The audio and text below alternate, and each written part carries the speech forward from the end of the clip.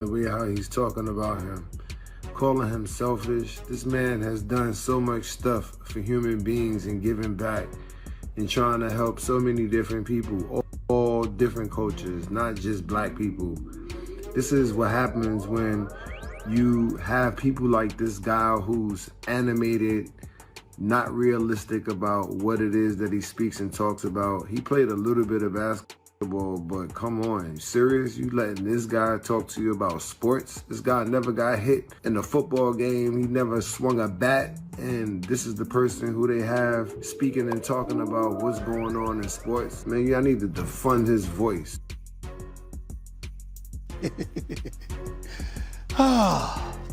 So now Stephon Marbury is on me about Kyrie Irving too.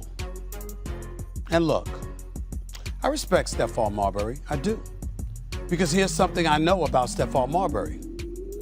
That brother could ball. He should have made that look with his eyeballs because he's mentioning me in the same breath as himself, and I don't belong in the same class as either of these two dudes. Couldn't shine their shoes as a basketball player. I'm not on their level. But now you on my level because you're communicating. And when it comes to that, that's my lane. Now let me remind y'all, that man Stephon Marbury would play anywhere, anytime. 13 seasons in the NBA. Or was it 15? And when his time ended in the league, he went to China and he had a long career there too. Played in China until he was 40 years old. That is the Stephon Marbury story, period. But it's not Kyrie Irving's story.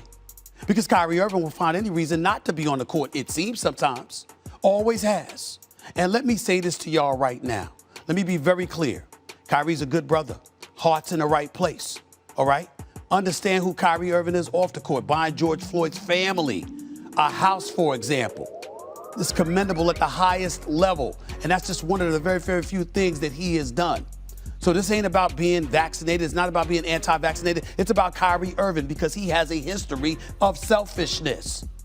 When he was in Cleveland and wanted out, when he went to Boston and apologized to the world because he didn't realize what it took to be a leader when he was in Boston. And those young cats were relying on him, and then ultimately they veered in a different direction because they didn't like the direction he was going in. Then he goes to Brooklyn and he only plays 20 games, and then he gets hurt when KD is ready to ball. And by the way, the season gets postponed because of bubble play. You're discouraging people to play in the bubble. You're a vice president with the Players Association. You communicate that publicly, but you don't tell Chris Paul, who's the president of the Players Association at the time. Then you come back after 10 months off, getting over $30 million a year. In 2 weeks and just 7 games into the season, you need time off again. Your heart just wasn't in it. You needed a break. But there's people out here struggling, paying their hard-earned money to come see you play because you're the showstopper. To me, it's obvious what I'm saying. It's selfish. It doesn't make him a horrible human being. It doesn't take away all the charitable things that he has done, but it is selfish. Stephon Marbury can't understand that? And you would come at me like that? Now, you know I could bring up video on the Vaseline when you was eating that stuff, right? I won't do that. You know I could bring up other things that happened to you during your career with the New York Knicks. I won't do that.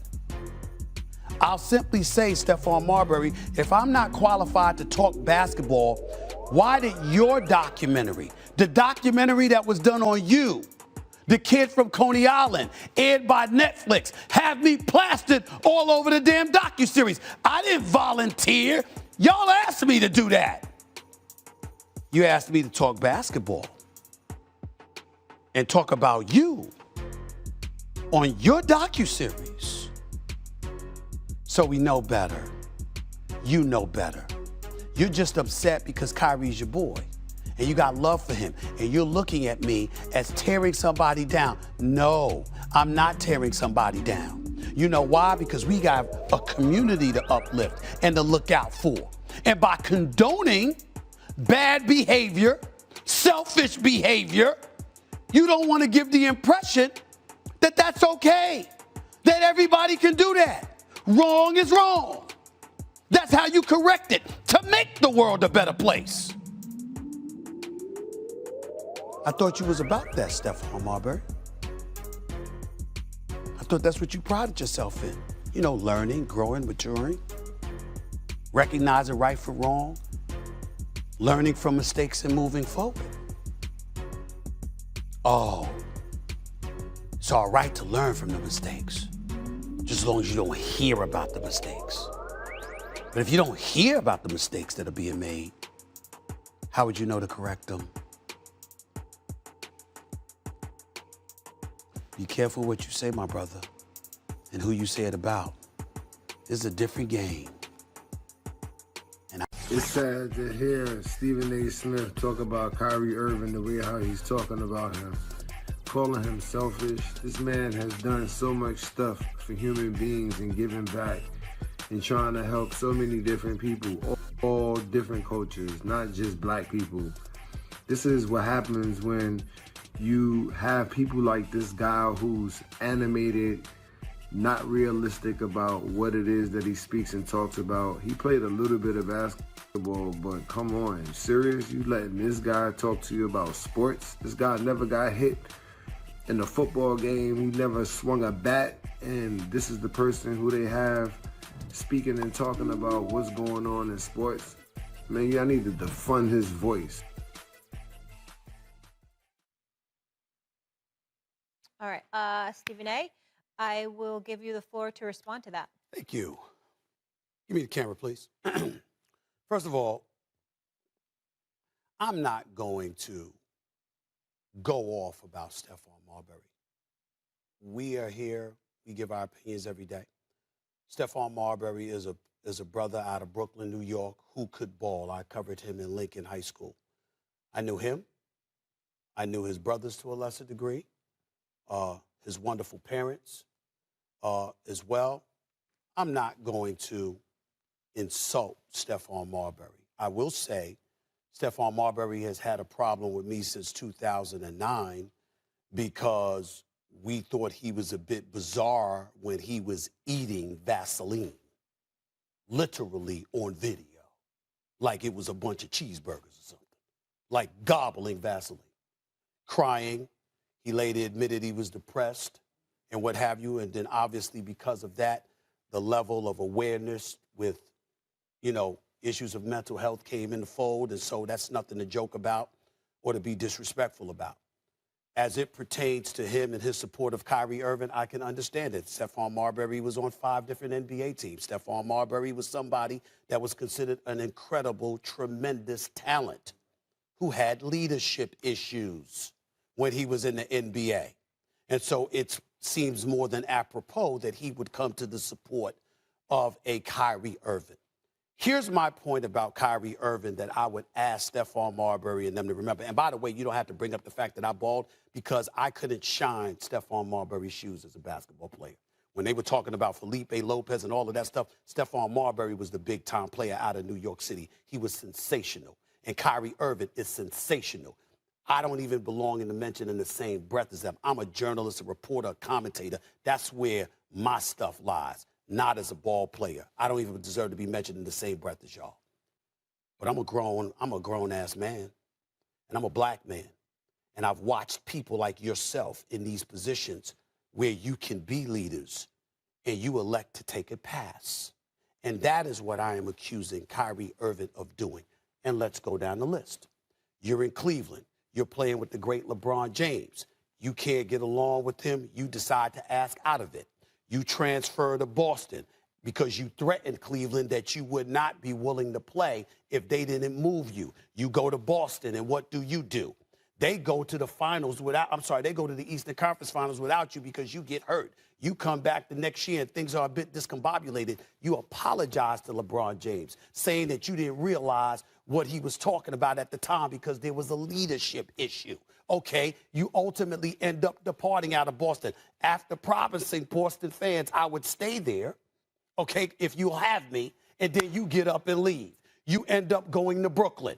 You're there the first year because KD ain't with you because he tears his Achilles. You only play 20 games. Then the next year you come and you get hurt right before the season is halted because of a pandemic. During the summertime before play was to be resumed, you're encouraging players to put themselves in a position where billions of dollars would cost them billions of dollars if they were to sit up there and not play in the bubble, because the players, the NBA owners would have ripped up the CBA agreement because they were losing so much money. It would have rendered all contracts null and void, and then you would have had to start all over. You go public with that proclamation without talking to CP3 and the leadership for the NBA Players Association. You go out on your own. Then after that, you're gone for 10 months. I'm talking about Kyrie Irving, obviously. You're gone for 10 months. And in that 10-month span, once you come back, you play 7 games over a 2-week period and then say, I need a break for personal reasons. And then now here we are with the vaccine. I'm not an anti-vaxxer. I'm vaccinated, but I was nervous about it too. Okay? I understand Kyrie's reservations. But when you go to an ICU unit and you see a bunch of black people in there, you understand that has been infected by the virus. When you think about pre-existing conditions that have plagued our community and what have you, and you see black people dying, you take the position that I think I took. If you don't want to do that, that's fine. But my point is, you left Brooklyn hanging. So KD is there because of you, and James Harden is there to a degree because of you. But you're not there with them.